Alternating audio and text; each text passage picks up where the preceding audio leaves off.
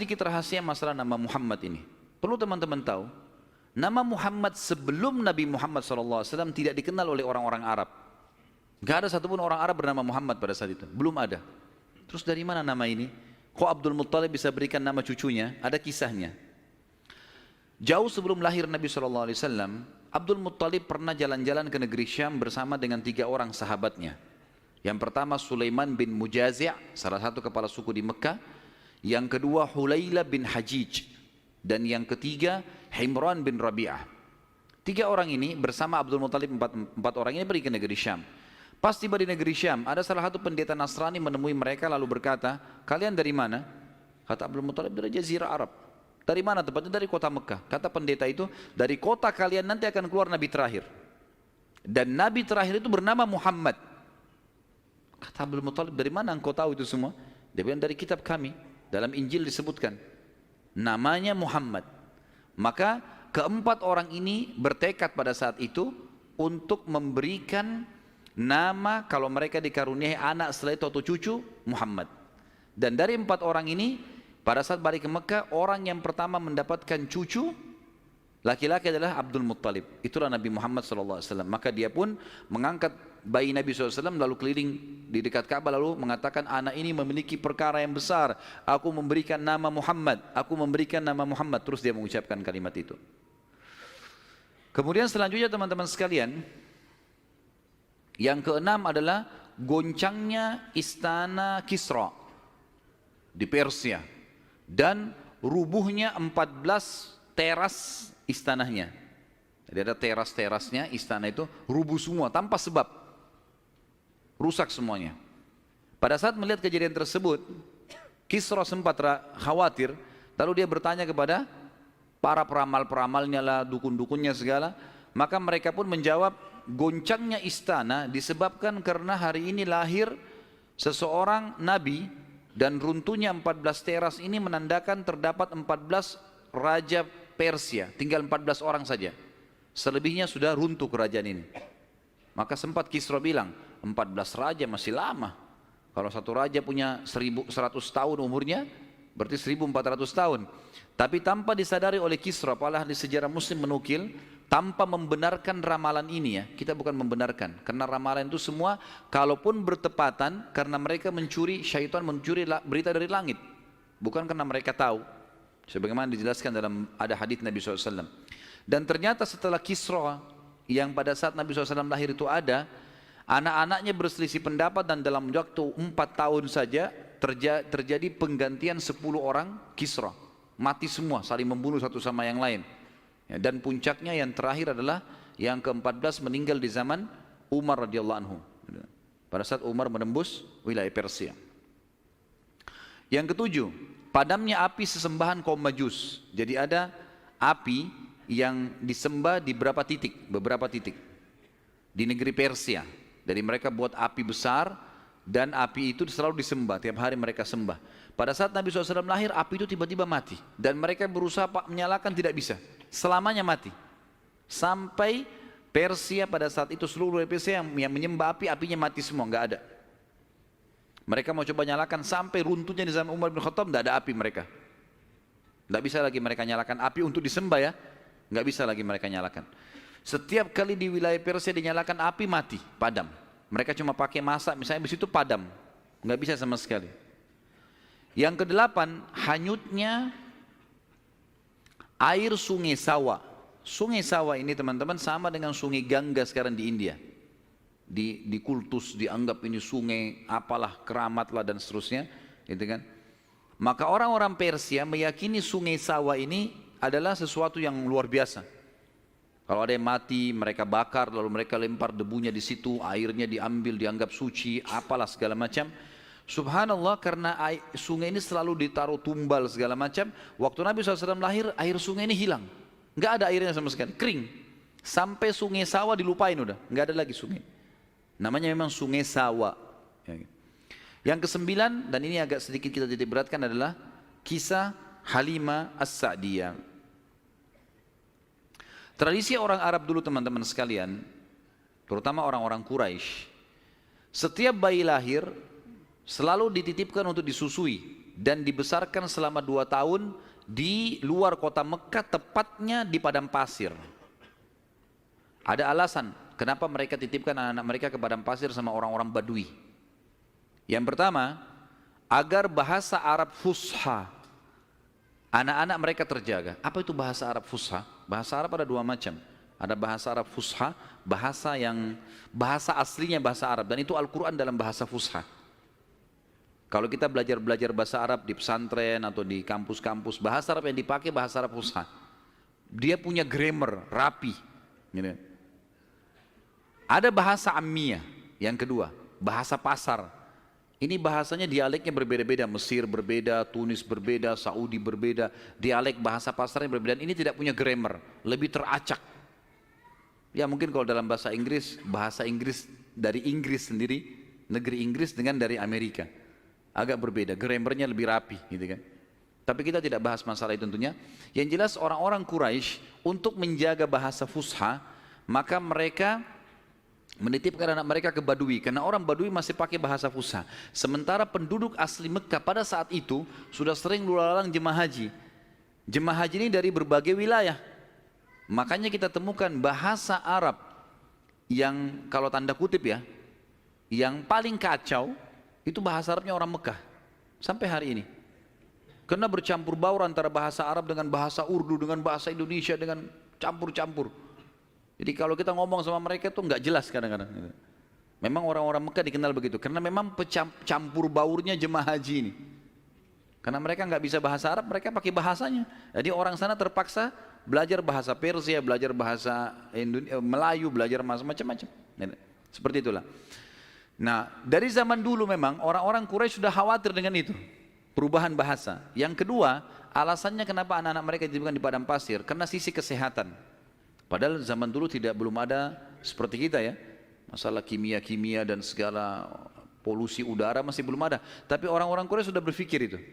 Anak-anak mereka ditinggalkan di padang pasir untuk menjaga kesehatan tubuh mereka, karena makanannya alami gitu kan. Hewan-hewan yang langsung disembelih, langsung dimakan, susu kambing yang diminum, memang sehat. Dan juga udara gitu kan.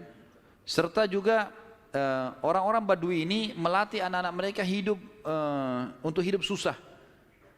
Berburulah, membantu orang tuanya, seperti itulah. Nabi SAW pada saat lahir, secara kebetulan wanita-wanita Badui dari suku Sa'diyah kebetulan memang terkenal suka menjual jasa susu ini. Banyak ibu-ibu mereka, wanita mereka yang baru melahirkan, air susunya banyak, mereka pun pergi ke Mekah atau ke kota-kota lain nawarin jasa. Ada yang mau nggak titipin anaknya 2 tahun, kemudian nanti bayar upah gitu. Bisa orang tuanya datang mengunjungi, nanti balik lagi. Pokoknya anak-anak ini dijamin dijaga. Dan suku Sa'diyah ini terkenal suku-suku orang-orang yang amanah. Maka orang tidak ragu nitipan anaknya. Datanglah beberapa wanita dari Sa'diyah, di antaranya Halimah. Halimah Sa'diyah ini bersama dengan suaminya bernama Harith. Mereka sama-sama rame-rame datang, dan kebetulan kehidupan Harith dan Halimah ini pas-pasan. Orang miskin lah. Di rumahnya itu bangunan tua, ada seekor unta yang kurus dan ada 2 ekor jantan dan betina kambing, tapi dua-duanya juga kurus, tidak produktif lagi. Dan Halimah dan Harith punya anak banyak. Mereka akhirnya mengadu nasib pergi ke Mekah.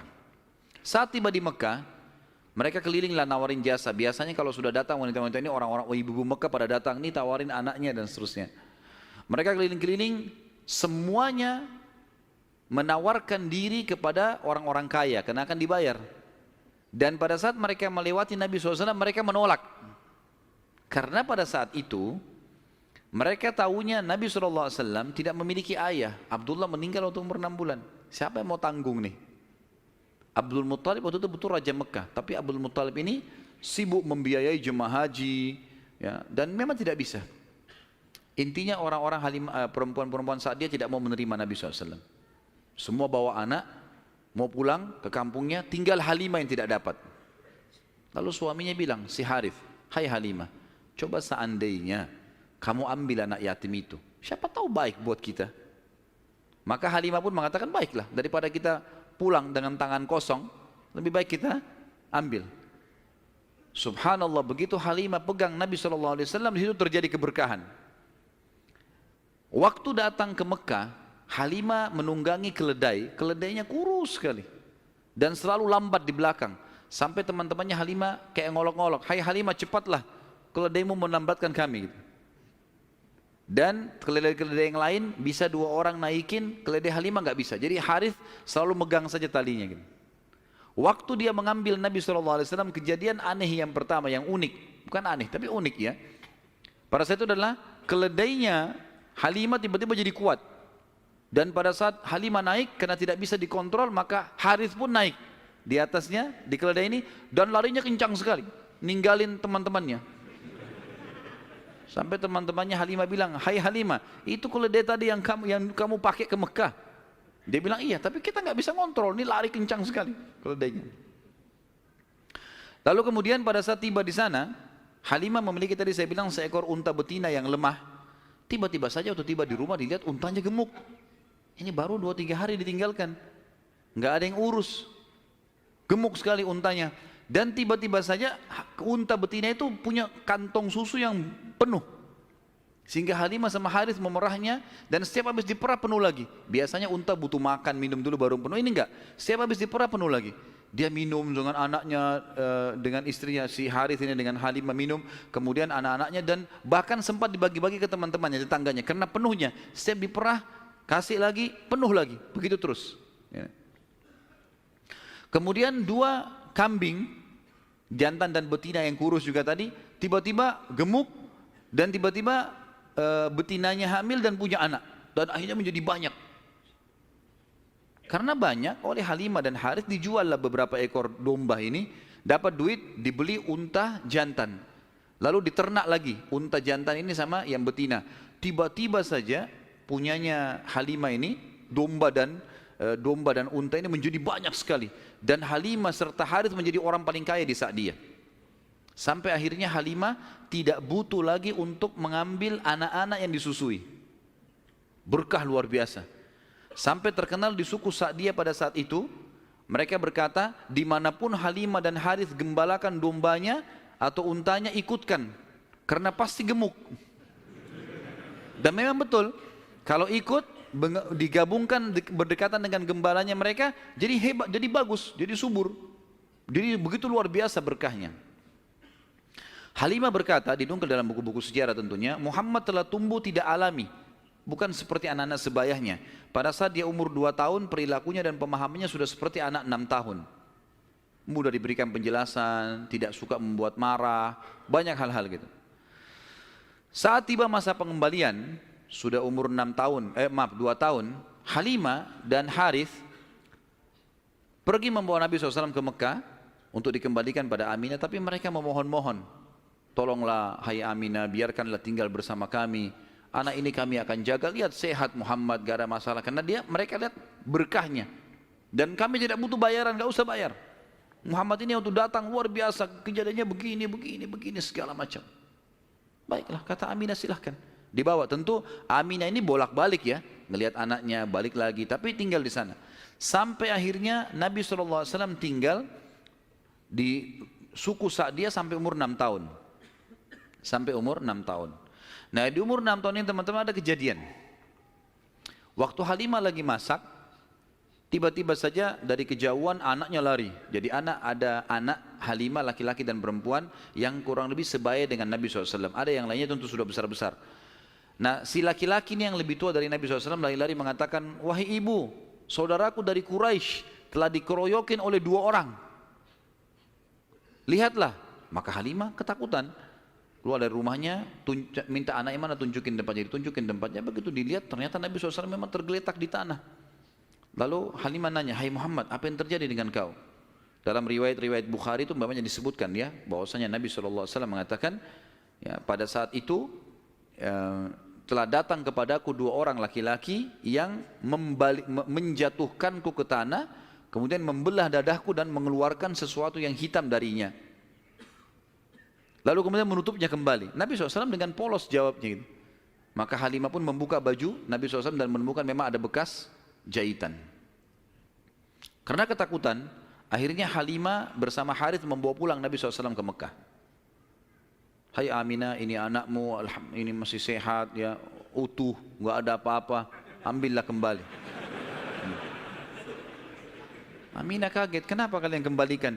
Dulu kalian yang ngotot mau tahan, kenapa sekarang memohon supaya diambil kembali? Kenapa? Akhirnya kena terdesak, mereka bilang, ada kejadian begini dan begitu. Lalu Aminah mengatakan, apakah kalian mengira bahwasanya anakku ini diganggu oleh syaitan? Tidak mungkin, karena pada saat aku sedang hamil aku mimpi ada kalimat yang aku ucapkan, u'idzuhu billahil azim min kulli syarrin wa ainin hasid. Aku berlindung kepada Allah untuk bayi ini dari semua keburukan dan iri dengkinya orang lain. Tapi Halimah dan Harith sudah ketakutan, dikembalikanlah Nabi SAW di umur 6 tahun itu. Di umur 6 tahun ini dia kembali ke pangkuan, Nabi SAW kembali ke pangkuan ibunya Aminah. Tepatnya beberapa bulan setelah kembali, Aminah mengajak Nabi SAW mengunjungi paman-pamannya Aminah di Madinah. Ya, Nabi SAW umur 6 tahun sudah ke Madinah, gitu kan? Tinggal beberapa hari pada saat pulang menuju ke Mekah, tepatnya di wilayah namanya Rabwah. Rabwah sekarang masih ada wilayah itu tentunya. Mungkin kalau tidak salah sekitar 80 sampai 100 km lah dari kota Mekah, kalau saya tidak salah tentunya, ya. Itu Aminah sakit keras dan meninggal di tempat itu dan dikubur di situ. Lalu Nabi SAW dibawa pulang ke Mekah oleh pembantunya Aminah dan diserahkan kepada kakeknya Abdul Muttalib. Dan Abdul Muttalib ini memelihara Nabi SAW dari umur 6 tahun sampai 8 tahun, 2 tahun. Di sini Nabi SAW belajar banyak sekali dari Abdul Muttalib, belajar kepemimpinan. Karena Abdul Muttalib ini pemimpin pada saat itu. Nabi SAW selalu di mana kakeknya, di situ dia. Terutama di majlis di Darun Nadwah. Setiap kali duduk selalu dilihat bagaimana dipecahin masalah. Dan Abdul Muttalib ini memiliki sebuah tempat duduk yang tidak boleh ada orang duduk situ, termasuk anak-anaknya. Paman-paman Nabi SAW semua tidak boleh duduk. Tapi Nabi SAW setiap hari kalau datang lebih dulu dari kakeknya, dia duduk di kursi situ. Umur 8 tahun. Setiap kali paman-pamannya usir, dia suruh pindahin karena dianggap anak kecil. Nabi SAW mengeluh sama kakeknya. Ini paman-paman saya larang saya. Maka Abdul Muttalib mengatakan, jangan larang anak ini, biarkan dia duduk di sini. Yang lain tidak boleh kecuali dia. Maka kata ahli sejarah, Nabi SAW belajar banyak sekali hal, diantaranya bagaimana dia menjadi tokoh masyarakat. Baru 6 sampai 8 tahun ya. Di umur 8 tahun meninggallah Abdul Muttalib, kakek Nabi SAW. Kemudian diambil alih dan dipelihara oleh pamannya Abu Talib. Dan Abu Talib memelihara Nabi SAW dari umur 8 tahun sampai Nabi SAW mandiri. Sebenarnya tinggal serumah dengan Abu Talib sampai menikah, sampai umur 25 tahun. Tapi Nabi SAW waktu itu mulai 8 tahun, karena Abu Talib ini pamannya orang miskin, maka beliau pun akhirnya niat ingin membantu. Abu Talib seringkali dititipkan amanah gembalaan domba oleh masyarakat Mekah, maka Nabi SAW pun mengambil alih dan memelihara domba-domba itu, datang ke padang pasir, digembalakan. Dan ini teman-teman sekalian perlu digarisbawahi, memang semua nabi-nabi dengan hikmah Allah memang dibuat atau di awal-awal umur mereka sebelum dinobatkan jadi nabi mengembala domba. Kata Nabi SAW, tidak ada seorang nabi pun kecuali menjadi pengembala domba sebelum masa penobatan. Sebagian ulama tentu membahas masalah domba ini karena domba-domba ini hewan-hewan yang lembut, kalau mereka makan mereka tidak rebutan, artinya mereka mengelompok di padang pasir, dan pada saat lagi nunggu gembala, orang pengembala ini bisa bertafakur, melihat langit luas, menunggu berjam-jam. Jadi itu juga ada diantara hikmahnya. Nabi SAW ini mengembala teman-teman sekalian dari umur 8 tahun sampai umur 21 tahun, mengembala domba. Ya. Ini umur di mana Nabi SAW pada saat itu mengembala atau menjaga gembalaan ini. Tentu di atas umur 21 tahun, baginda Nabi SAW sudah mulai terjun ke bisnis.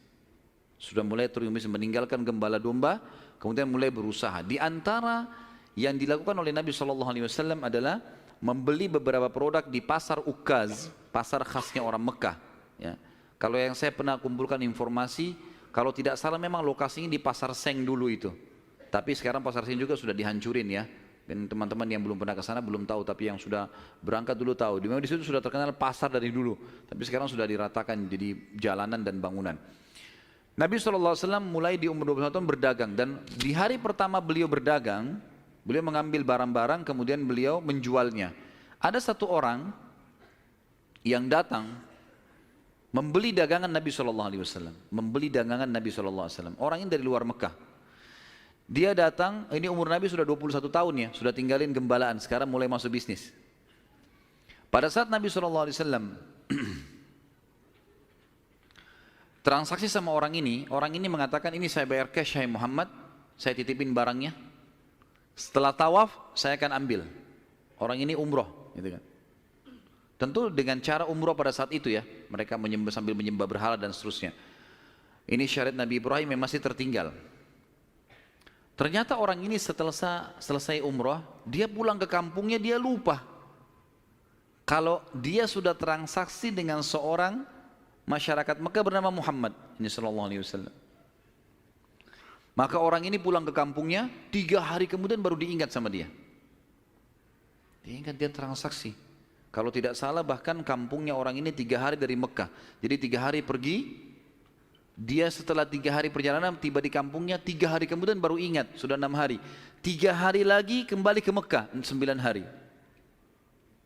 Begitu tiba di Mekah, dia buru-buru ke pasar Ukaz, dia kaget melihat Nabi SAW dalam kondisi yang sama. Menjaga barangnya, tidak bergerak di situ terus. Waktu itu belum ada penyumbatan jadi Nabi ya, belum ada syariat, belum ada apa-apa. Lalu orang itu bertanya, hai Muhammad, apakah kau menunggu dari pertama saya terhadap kamu barang ini? Dia bilang iya, karena anda mengatakan suruh tunggu. Gara-gara itu keluar julukan Muhammad Al-Amin, orang yang paling bisa terpercaya. Ternyata subhanallah, kejadian ini membuat satu Mekah tersebar, bahkan banyak di wilayah-wilayah sekitar Jazirah terkenal, ada orang di Mekah yang bisa dipercaya namanya Muhammad. Akhirnya orang-orang Mekah pada datang mengamanahkan titipan-titipannya. Dan semenjak itu Nabi SAW menjadi pedagang yang sangat sukses. Salah satu strategi dagang Nabi SAW adalah setiap orang titipin macam-macam. Jadi sekian banyak orang menitip. Termasuk yang menitip sama beliau adalah Khadijah, seorang pedagang, seorang janda kaya yang memang memiliki harta. Dan Nabi SAW punya strategi dagang. Dagangnya adalah beliau mengambil uang-uang titipan orang di Mekah, lalu ditransaksikan, beli produk Mekah. Apa saja produk Mekah? Semua pedagang pada saat itu tidak terkecuali, semuanya mereka bawa emas, mereka bawa perak ke negeri Syam, baru mereka beli barang dari negeri Syam, dibawa ke Mekah baru transaksi. Jadi cuma 1 kali transaksi saja. Nabi SAW tidak. Uang itu semua dijadikan barang dari Mekah, dibeli semua barang-barang Mekah, dibawa ke negeri Syam. Barang-barang ini dijual di negeri Syam. Laku, dibelikan barang di negeri Syam, dibawa ke Mekah. Jadi double untungnya. Karena ini teman-teman sekalian, Nabi SAW menjadi pada saat itu salah satu orang terkayanya Mekah. Dan ini sekaligus membantah statement para orientalis mengatakan Muhammad, kita tentu mengatakan SAW, menikah dengan janda kaya karena dia miskin. Ini salah sekali. Karena Nabi SAW di fase dari 21 tahun sampai 25 tahun menikah dengan Khadijah itu sudah menjadi pengusaha yang sukses. Makanya beliau pada saat menikah dengan Khadijah, maharnya 20 ekor unta. 1 unta ratusan juta jumlahnya, harganya. Anggap kita hitung 100 juta saja, kalau 20 berarti 2 miliar. Ada antum sini melamar 2 miliar? Paling perangkat sholat. Jangan tersinggung. Jadi Nabi SAW melamar Khadijah dengan 20 ekor unta. Ini dusta orang kalau mengatakan Nabi SAW orang miskin. Dari mana? Pengusaha sukses, gitu kan? Dan waktu itu umurnya masih 25 tahun. Baik teman-teman sekalian, saya akan tutup pertemuan kita ini dengan, nanti kita akan kembali ke kisah Khadijah ya, radhiyallahu nanti pernikahannya dengan Nabi SAW segala. Tapi ada kejadian yang perlu saya titik beratkan. Kejadian pada saat umur Nabi SAW 12 tahun. Kita review dulu kembali. Waktu umur 12 tahun, kan beliau dari umur 8 tahun sampai menikah kan tinggal sama Abu Talib. Dan Nabi SAW punya akhlak yang baik sekali, mulia sekali. Sampai Abu Talib itu sendiri malu dengan Nabi SAW di umur 8 tahun. Anaknya Abu Talib banyak. Kalau istrinya Abu Talib lagi siapin makan, anak-anaknya pada berebut. Nabi SAW duduk di pojok rumah. Enggak sama sekali. Enggak berebut. Nanti kalau selesai makan ada sisanya beliau makan. Sallallahu alaihi wasallam. Punya akhlak yang mulia dari masih kecil. Sampai Abu Talib bilang sama istrinya, khusus untuk Muhammad sisipkan makanan. Karena dia tidak ikut berebut sama mereka. Gitu kan. Baik, di umur 12 tahun, pernah satu waktu Abu Talib ini mau ke negeri Syam. Urusan dagang. Pertama kalinya Nabi SAW, biasanya Nabi ini selalu pemalu, nggak banyak minta dan nuntut ke pamannya. Khusus pada saat itu Nabi SAW bergantung di bajunya Abu Talib, nggak mau lepasin.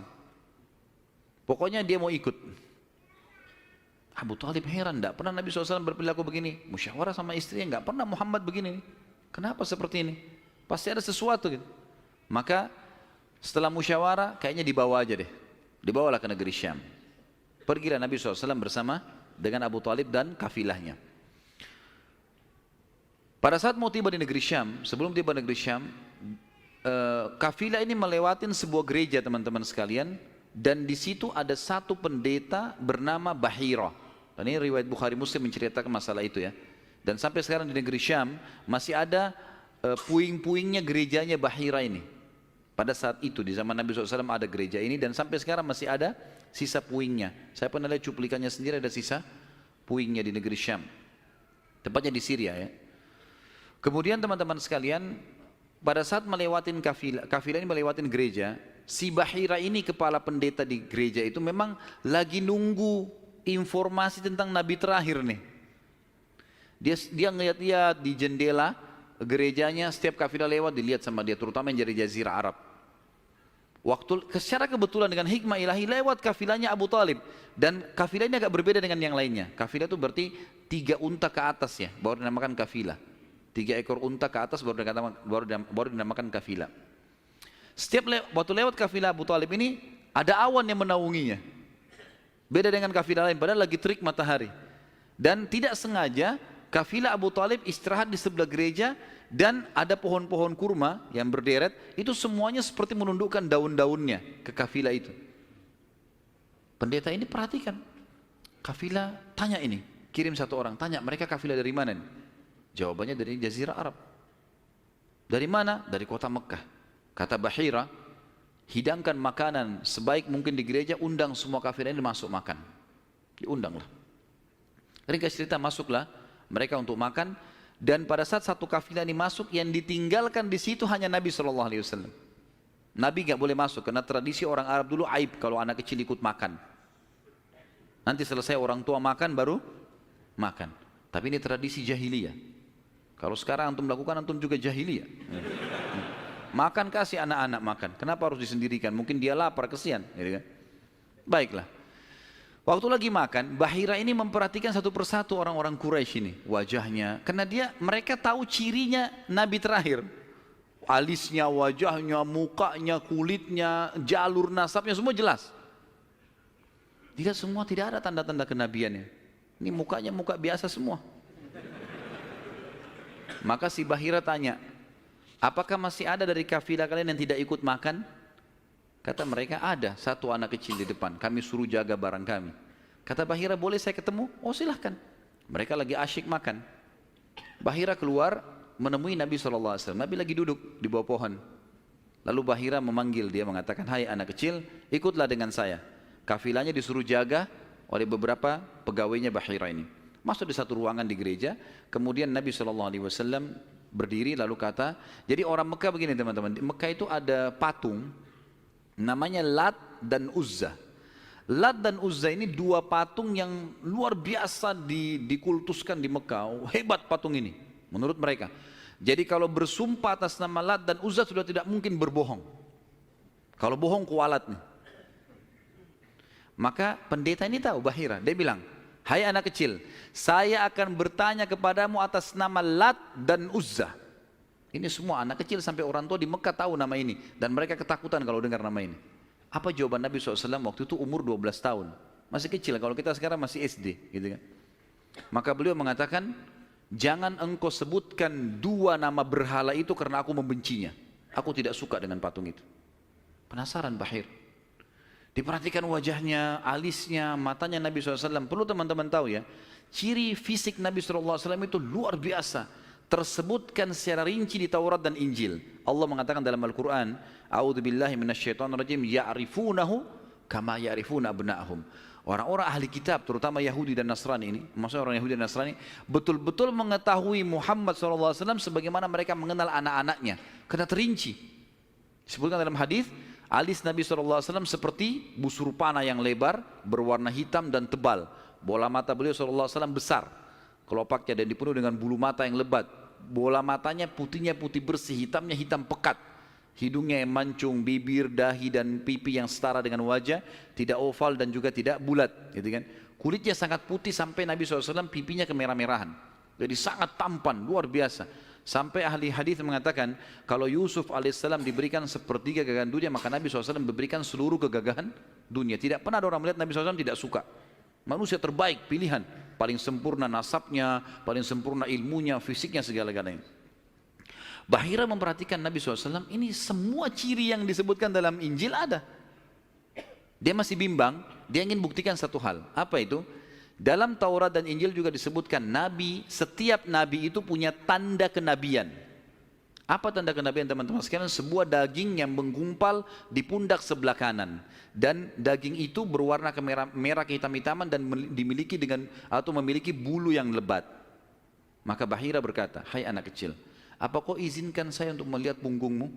Dia mengatakan, iya silakan. Dibukalah oleh Nabi SAW. Begitu dia lihat tanda itu, lalu Bahira menciumnya dan mengatakan, kaulah orangnya. Tapi garis bawah satu hal ya, tanda ini tanda kenabian. Hah? Sudah selesai dengan Nabi Muhammad SAW. Jadi kalau di punggung antum ada dusta semua itu. Tidak ada hubungannya sama Nabi. Loh ya, karena banyak orang yang ngaku-ngaku Nabi nih. Kata Nabi SAW akan datang 50 dajjal, pendusta. Setelah aku meninggal, mengaku semuanya Nabi. Mereka semua pendusta, aku penutup para Nabi dan Rasul, gitu kan. Karena ada orang mengaku gitu. Jadi ini khas untuk Nabi-Nabi dan sudah ditutup dengan Nabi Muhammad SAW. Sudah habis ceritanya. Nah, jadi kalau ada yang gumpal-gumpal tuh daging numpang aja. Pada saat itu, Bahira pun membawa Nabi SAW masuk ke dalam ruangan makan lalu berkata, siapa walinya anak ini? Wali, ya. Siapa walinya anak ini? Kata Abu Talib, saya ayahnya. Abu Talib berkata, pamannya. Kata Bahira, tidak mungkin kau ayahnya. Anak ini mati ayahnya waktu dia masih 6 bulan di perut ibunya. Pendeta di negeri Syam tahu. Anak ini meninggal ayahnya waktu dia umur 6 bulan di perut ibunya. Dan ibunya meninggal pada saat dia umur 6 tahun. Serta dia dibina dan dididik. Dibina itu maksudnya dikasih, kalau bahasa Arab itu bina itu berarti seperti bangunan itu dibanguni, dididik, dibesarkan dan seterusnya oleh kakeknya sampai umur 8 tahun. Dan kalau kau benar kerabatnya, kau adalah pamannya. Abu Talib kaget, dari mana anda tahu semua itu? Benar semua. Dia bilang, kami temukan dalam kitab kami. Ketahuilah, keponakan kau ini adalah nabi terakhir yang sedang ditunggu oleh orang-orang. Dan kalau orang Yahudi tahu dia dari turunan Arab, maka pasti mereka akan membunuhnya sebagaimana mereka berusaha membunuh Isa alaihissalam. Kalau mereka tidak suka, mereka tolak, gitu kan? Maka jangan bawa ke negeri Syam, bawa pulang ke Mekah segera. Akhirnya dibawa pulanglah Nabi SAW ke Mekah pada saat itu. Waktu dibawa pulang ke Mekah, setelah tiba di Mekah, maka ada kejadian kecil di sini dan kita tutup dengan ini tentunya. Waktu sudah pulang ke Mekah, Abu Talib sudah mulai ketakutan karena dia sudah dengar informasi tentang ponakannya nih.